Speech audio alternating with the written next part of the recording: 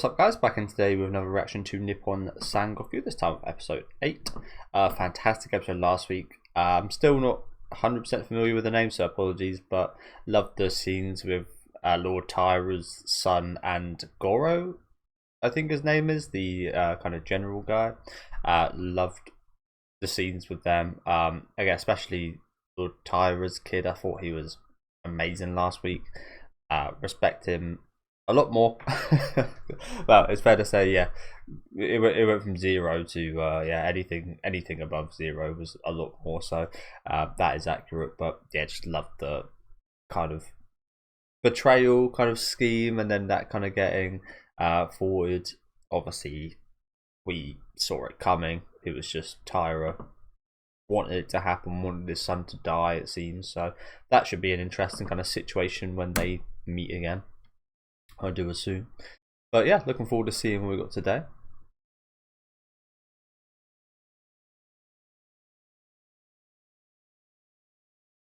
I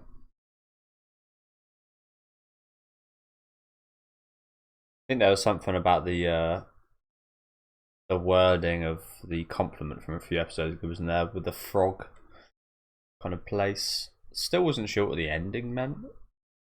At the ending of that kind of, to be honest, still not sure what the whole frog stuff meant with the kind of riddle stuff. Sugo, that's the one. That's the name of that general. My bad. I think I said Goro.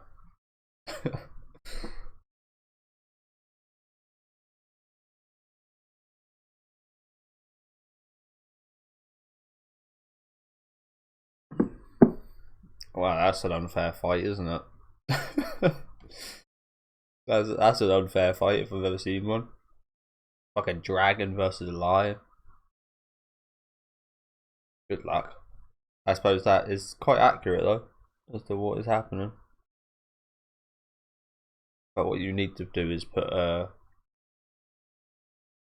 giant, put 100 giant sloths on top of the dragon and see if it fights quite as well.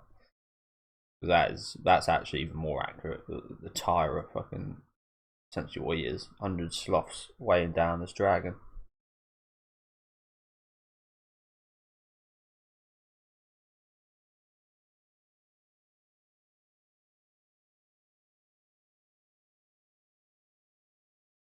Nice shot.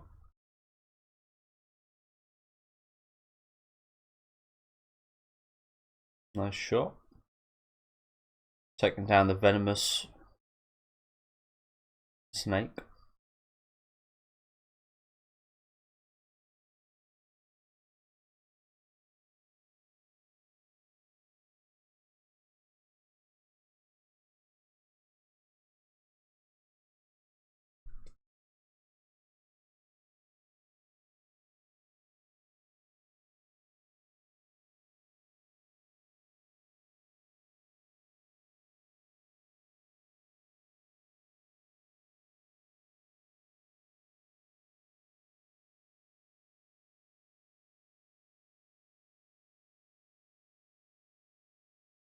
Rest in peace, the black dude from last episode. The only black character in the show, and you're dead. Very do you know what? That's very in line with like horror movies. If you're a black character, you're pretty likely to die. So I guess we've got that kind of stereotype going on here.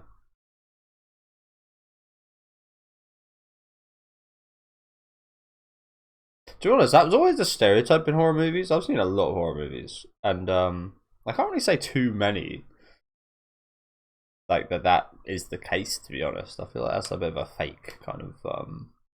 Maybe it was because a bunch of horror movies I haven't watched, maybe in like the 50s and such. Maybe there was just like with like the racism, it was just we're gonna kill black people in our movie, and it's not as big a deal.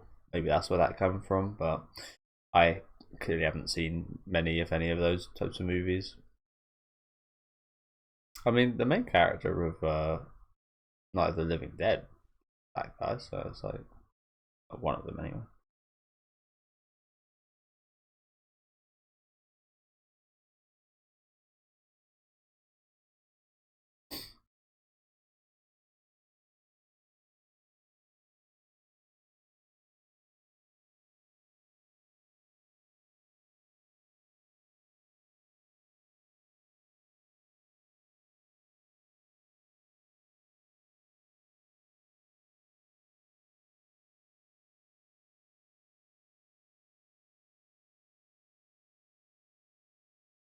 She's crying.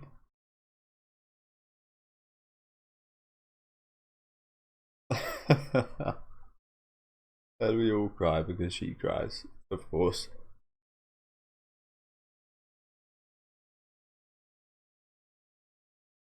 She's good with it, isn't she? She's pretty damn good with the manipulation. Still like her though.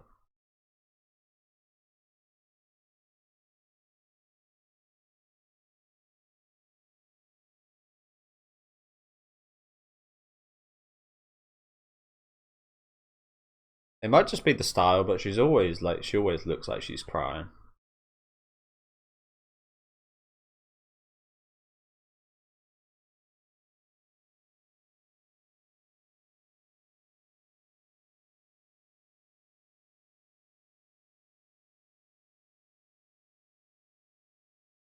Twelve, 12, 12 there.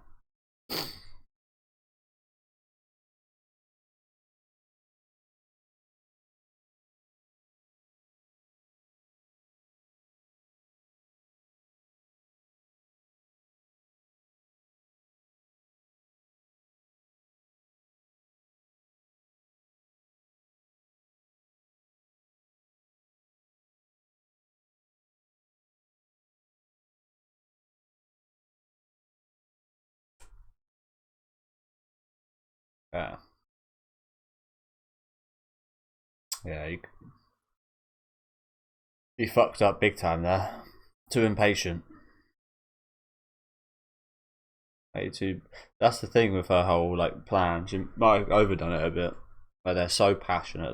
They were so ready to prove themselves and such.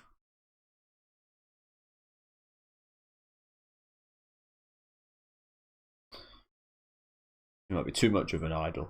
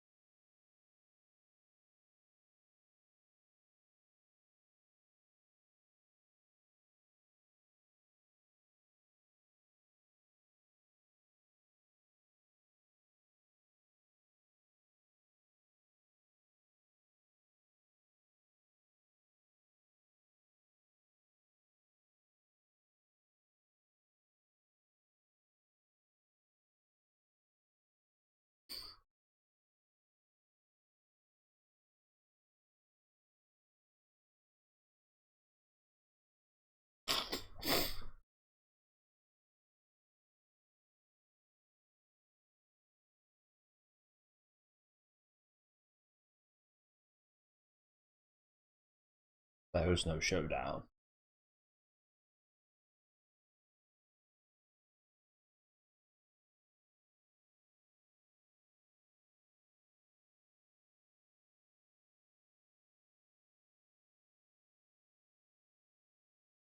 Oh, we're gonna. Okay, interesting. No, he won't.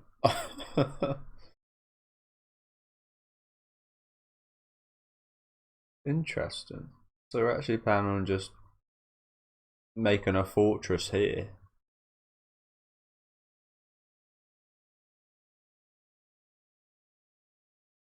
Yeah, shut the fuck up.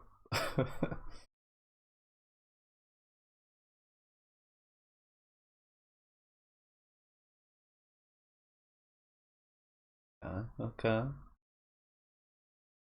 I mean, seems like a pretty normal.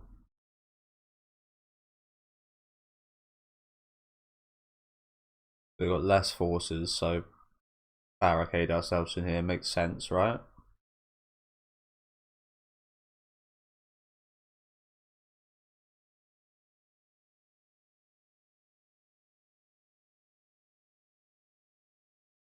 Oh, that's a big loss.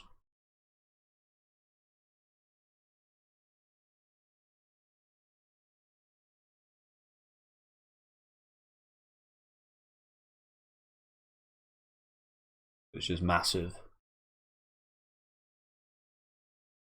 Wow, it's amazing that that comes up so big, isn't it? The things you take so lightly sometimes. How's that going to help in a fight? How's that going to help in a battle to the death? Well, here it is, playing its part.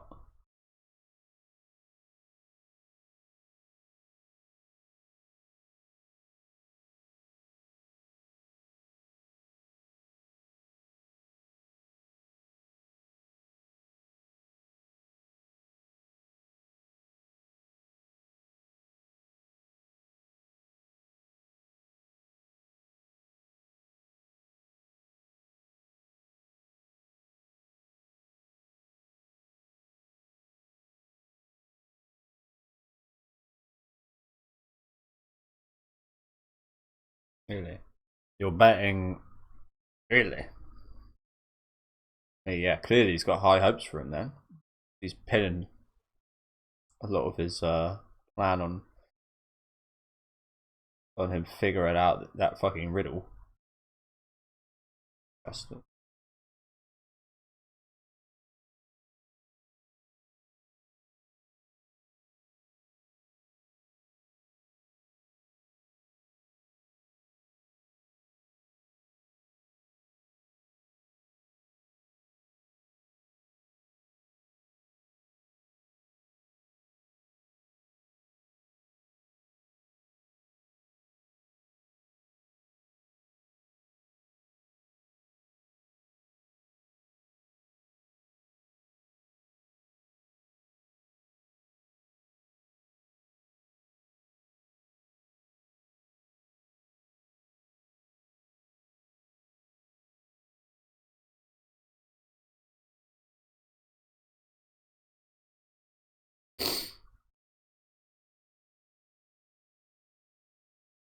oh damn!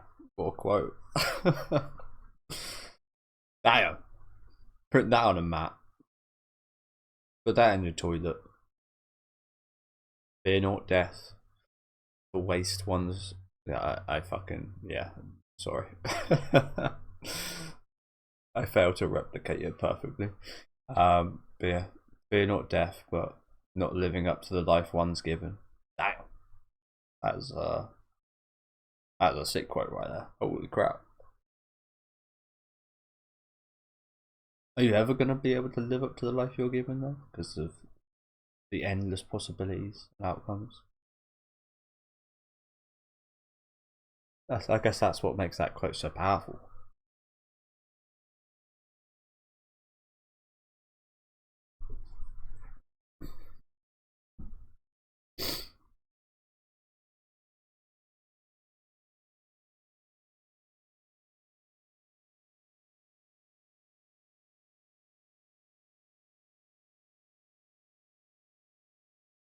Nani? Just one, baby. Just one.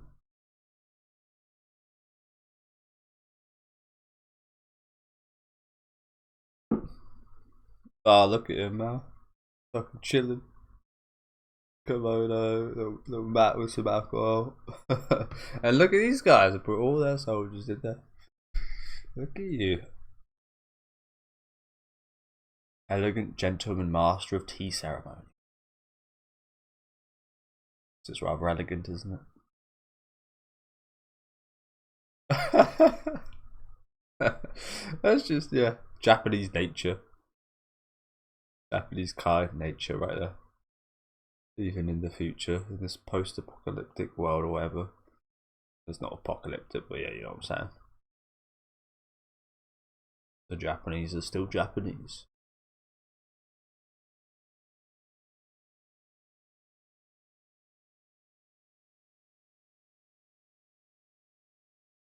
You know what? I'm ready to be wrong here, but I feel like he's just gonna walk home after this.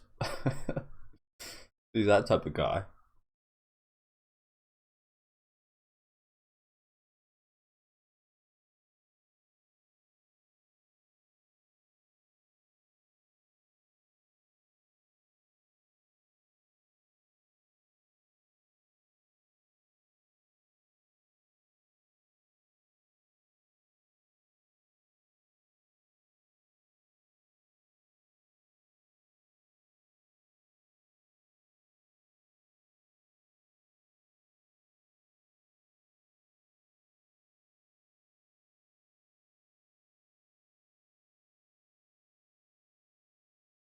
The empty fool.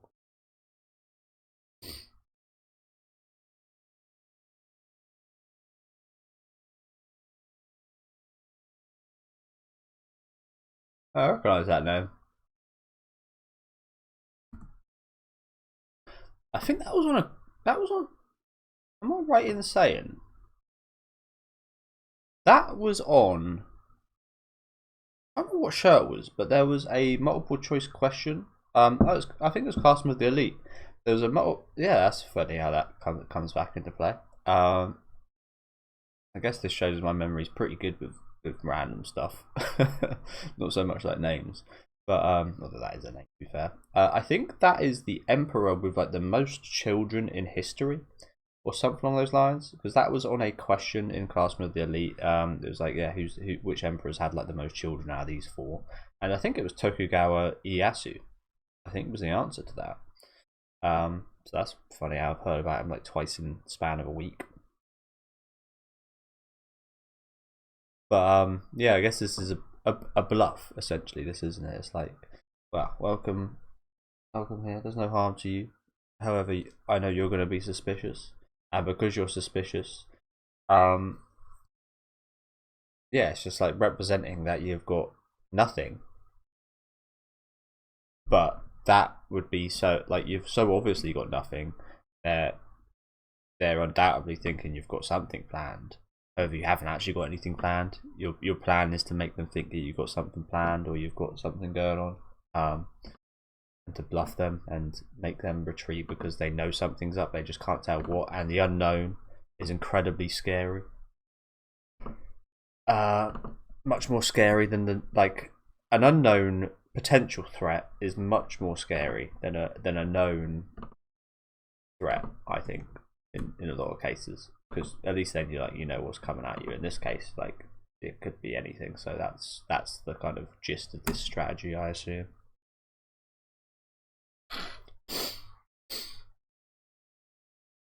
Empty fort. I feel like he just wants a drink. Is this his plan? Maybe.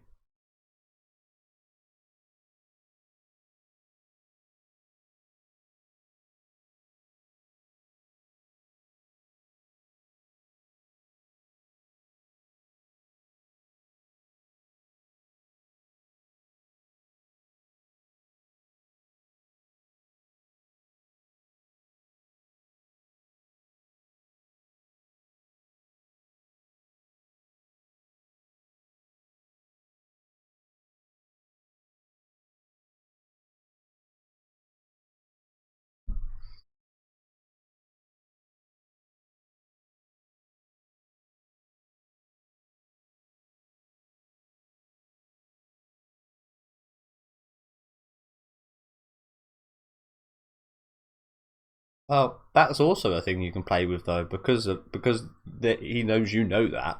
That's also that also could let your guard down and be like, this is his last, like yeah. So I feel like that's an even more powerful tactic when that circumstance is not the case.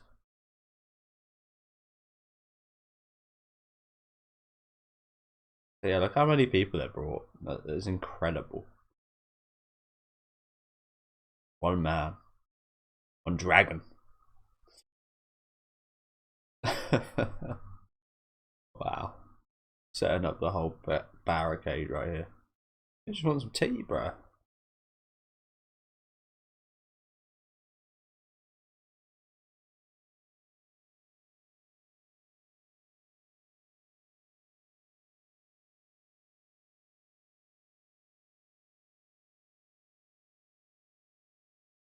Yeah, maybe that's the.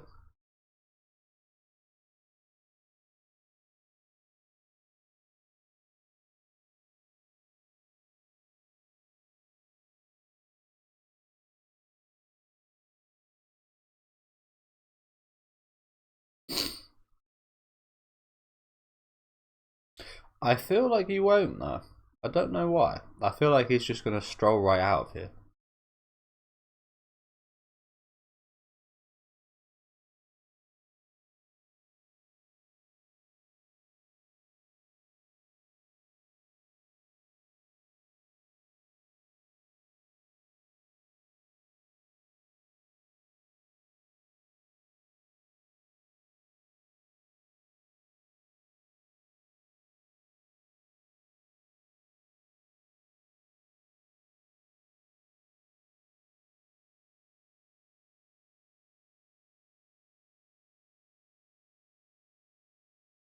I think you're thinking about this way too simply.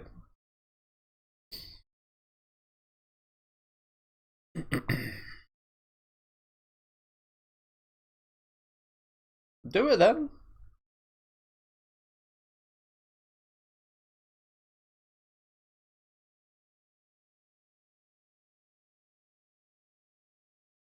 Oh, she missed. An gust of wind, eh? Oh shit, what the hell? What was that? Oh, that was the lamp. Oh, she did hit him. Oh, he just unmoved. The lamp fell over him. Okay.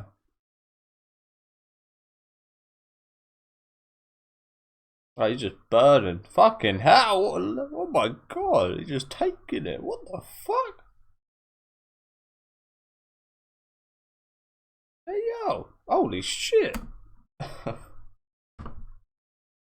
What was the shot here, by the way? Why does that look like a real guy? Why does that look like a real person? I was like, what the fuck? What's this shot? Look at the hair strands. That looks like a real guy. We, the fuck? So what's going on right now? Is this intended? No, no one can just sit there getting burnt like that, right? Is this intended? Was this like meant to burn off? What the hell? Like that shot, you guys know that's probably going to be my thumbnail. I love those shots to the eyes, and they love doing them. Yeah, he just took the shot. She didn't miss. I mean, she did, but she didn't didn't miss him. She just missed his vitals. Imagine she was going for his heart, just a bit wayward. But then that knocked. Then the wind knocked over the lamp, and he's still just sitting there. What the hell? Jesus Christ! Now maybe I was wrong. Maybe he's not just gonna walk away. What the hell? 1917. That was a really intriguing shot from behind though. I pause. That was yeah, I didn't expect to see that. Like a real guy sitting there.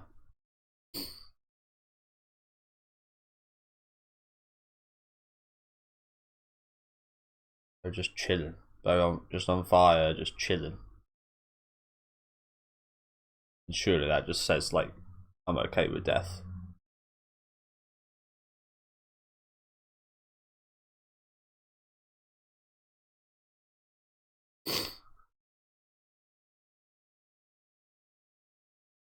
Yeah, this shot right here, really interesting. Yeah, look at him. He is just burning. Like, what the fuck?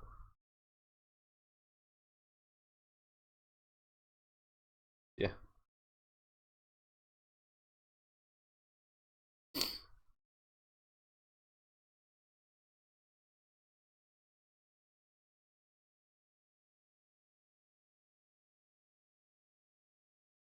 Holy crap, it worked!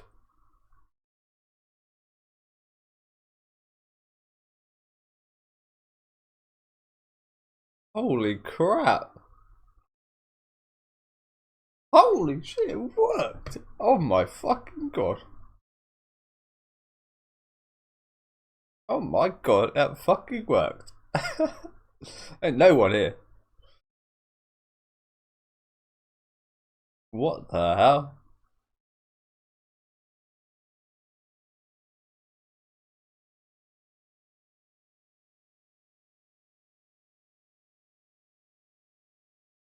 Holy shit. Holy shit, what a bluff. Oh my god. Ain't no way he got away with that. Holy shit. She just got absolutely rattled, and fair play. I mean, fucking who wouldn't seeing this? This guy just literally, you see his burn on his face, literally just burning alive, arrow near the heart. No one to help him. So you think, why would he be so confident? Like, damn, holy crap, he pulled this off amazingly. Holy shit. I mean, it's very disappointing for her. Very disappointing. But, I mean, can't really blame her too much, as I said. Like, what are you meant to do in the face of that?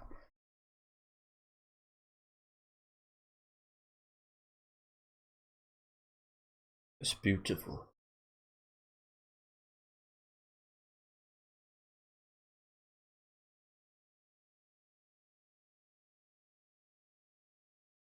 I mean, that is the rational answer, isn't it? That is. I mean, again, you can't really blame her. That is unfortunately the rational answer. But in games like this, they want you to think that's the rational answer. Is the thing. You've got to think what they're thinking. But how are you meant to think what they're thinking when the guy you're trying to read is sitting there on fire, just taking it? So yeah.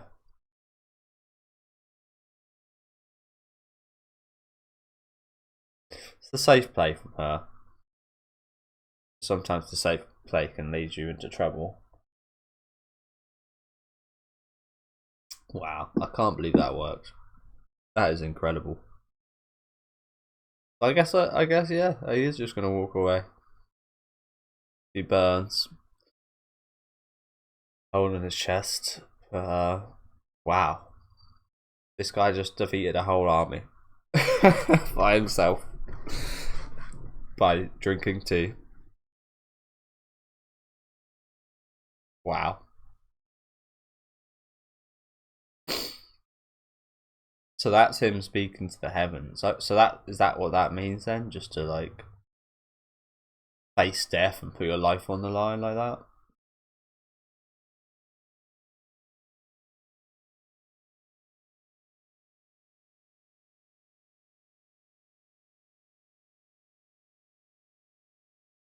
I guess that makes sense, doesn't it?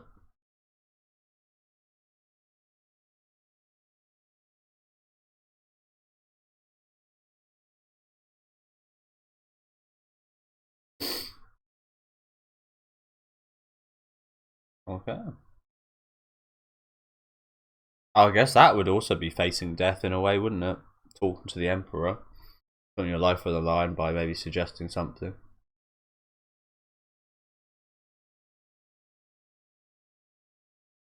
Sorry guys, I'm not going to bother sorting out the timer because we've got like a minute left. I did actually miss this subtitle right at the start of these guys'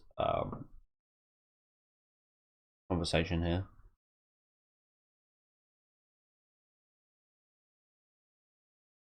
Because the subtitles were all bundled. You're telling me to leave Osaka. Yeah, the subtitles were all just way too fast, so I missed all of that. Apologies. But yeah, again, the timer's not accurate. We've only got like a minute left though.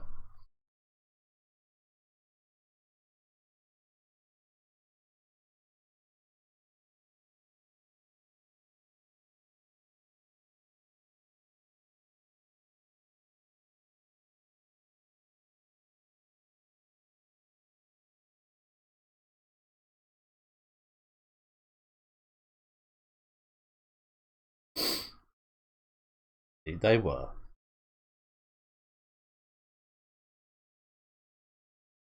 As I said, from her perspective, it's the safe play. There was no risk in running away from her for her.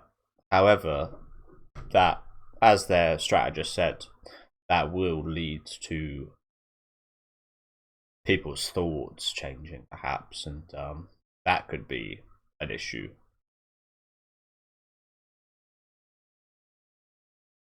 Yeah. He's got the shady eyes, the classic hidden shady eyes. But yeah, as I said, the safe play from her, losing no soldiers. You lost nothing. Nothing changed. However, a lot changed in regards to thoughts and the perspective on you and anyone who watched that situation. Because I don't know if you guys, but if you were just a foot soldier there, would you not be really embarrassed running away from one dude? And yes, there may have been plenty of others for an ambush, but as with human nature, you only actually saw one guy. So that's going to stick in your head like, wow, we really ran away from this one dude. And that could be an issue for her in the future.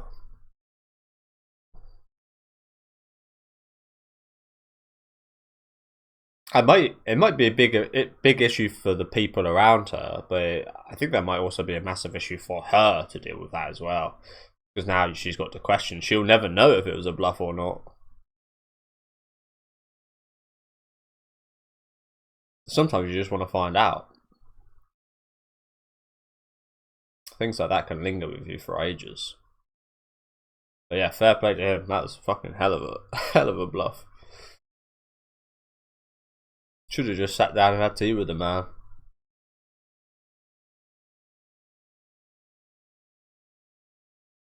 So yeah, thank you guys very much for watching. I actually forgot about this. I wanted to go through a comment on my video last week discussing what that ending segment was about here. This dialogue that I mentioned last week. That is unfortunately not subtitled. I actually wanted to read up on that again if I can on video. Yeah, hell of an episode today, as usual, of course. There is it. Here we go. It's in Japanese. Oh no, might have been the week before. In that case, oh no, I don't know where it's gone. Person deleted it. It's gone. I swear it was last week. Oh, here it is. Yeah, it is. It's just, I don't know why it does this. On the comments, but it doesn't, when you go on my top comments, which is the normal one, it doesn't, nothing comes up. But on the, when you have to click newest to actually read it. So yeah, these here in the credits here, it's the timeline. And the person, thank you for commenting it, actually translated it for me. So yeah, it was the year 2050, the late railway era, the fourth industrial revolution of data AI. Of course. Japan suffers a crushing defeat against countries such as China and India.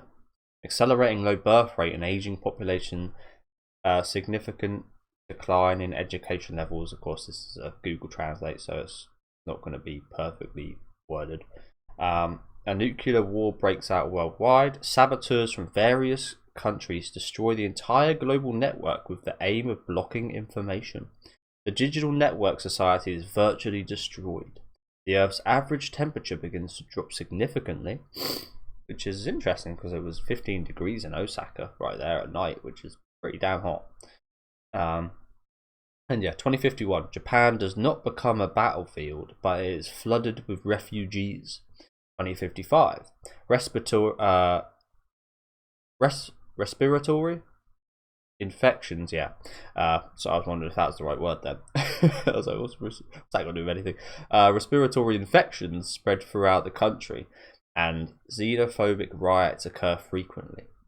2056, a major earthquake directly beneath the capital and a massive Nankai through earthquake occur. Over 400,000 deaths. 2058 onwards, the internet exchanges scattered throughout Japan, including Otamachi in Tokyo and Dojima in Osaka, are destroyed. Following the destruction of the United States, Japan abolishes the Japanese constitution and enacts a new Japanese constitution. Opposition is brutally suppressed. There's a lot here, by the way, so yeah. Thank you guys for watching. If you no longer wish to continue, it seems like there's a lot more written down in English than there is in Japanese, but that's just the way it is sometimes. The Japanese government dismantles the Ministry of Defense and consequently abolishes the self-defense forces. The new Japanese government issued a book burning order, burning all scientific documents as a means of avoiding war using science and technology, hence no bombs and nukes or anything, which is pretty awesome actually. The new Japanese government policies do not align with the realities of society, leading to domestic chaos. Anti-government riots erupt throughout Japan. The violent revolution causes widespread chaos in Japan, including a great famine and the destruction of industry, infrastructure, and the environment. The population declined to 1/10 in just a few. The population declines to 1/10 in just a few years, accelerating the regression of civilization. The country enters a period of warring states characterized by military expansion. The warring states period approximately 30 to 50 years. A period of limited historical records, apparently. Years 1 through 5 of the Yamato calendar, which is this kind of new age in what we're kind of seeing, I do assume. There's wow, there's so much more.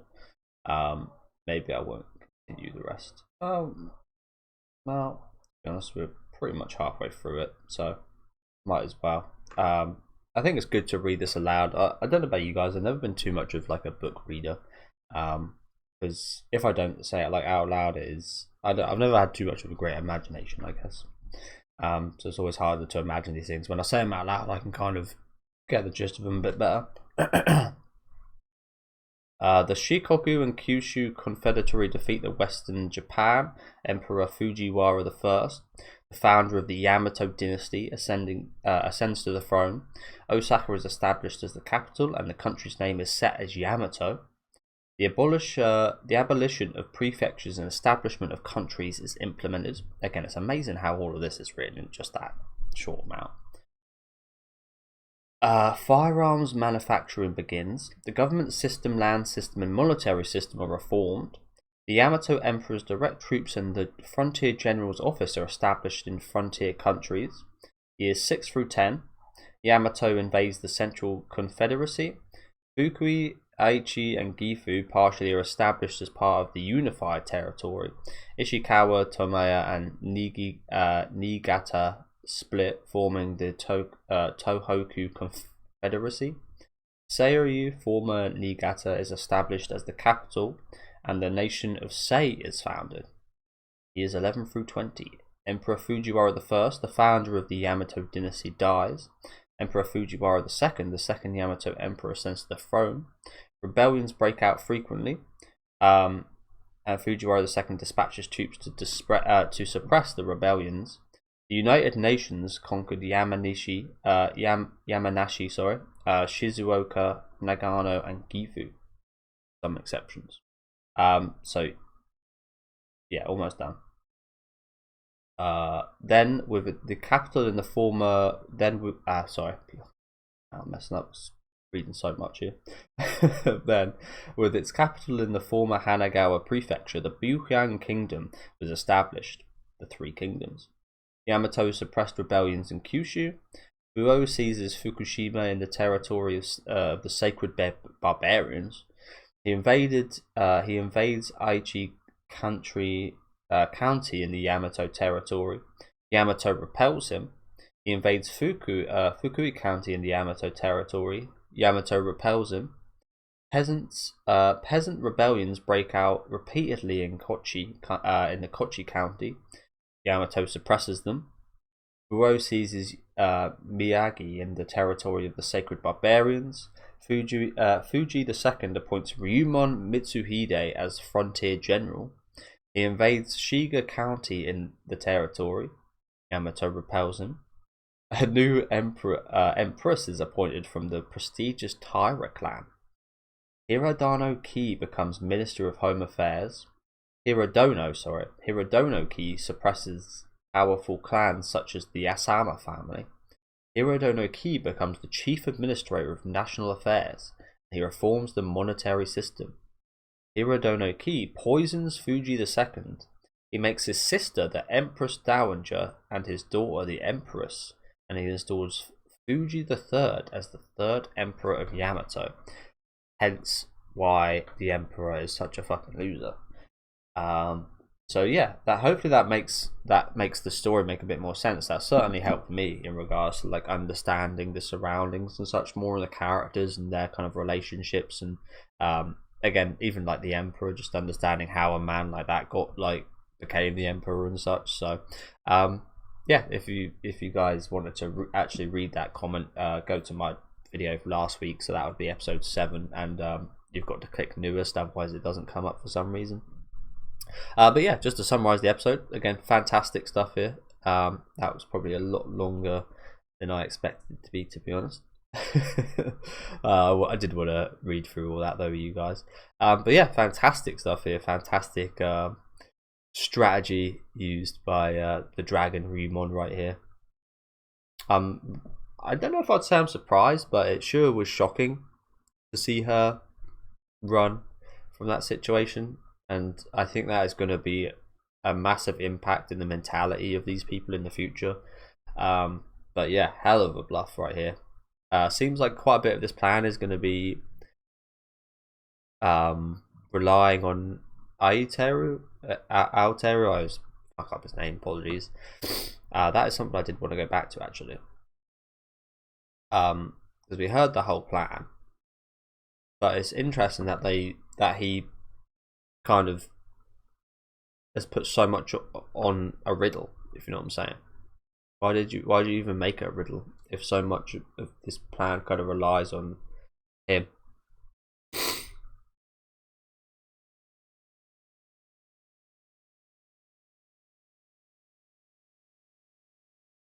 I'm not even sure what it is.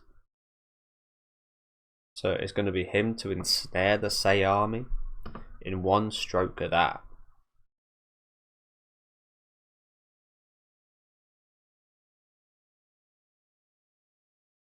Yeah, still not much, like, I mean, we're definitely understanding more of the riddle. Like the first half, I mean, it made sense to him. Last week, I still didn't really get it. It was something about a shop, but that last segment of it about talking to the heavens certainly makes more sense in terms of like, you're gonna have to put your life on the line. And in what we saw at the ending, it seems like Aoteru's version of that is going to be talking to the Emperor, and we know it's very risky business. We saw a lot of people die in these talks with the Emperor and such before, haven't we? So that is his version of what like Ryumon done here. So I mean, we're getting a little bit more of that. Maybe it's just my comprehension, but I still very interested to see how how this is such a massive part of Kaku's plans. But yeah, let me know what you guys thought about this episode in the comment section. Again, another amazing episode. And the aura from these guys is just incredible, isn't it? Leave a like on the video if you guys would like, and subscribe to the channel if you want to keep up to date. And I'll catch you guys next week with episode 9.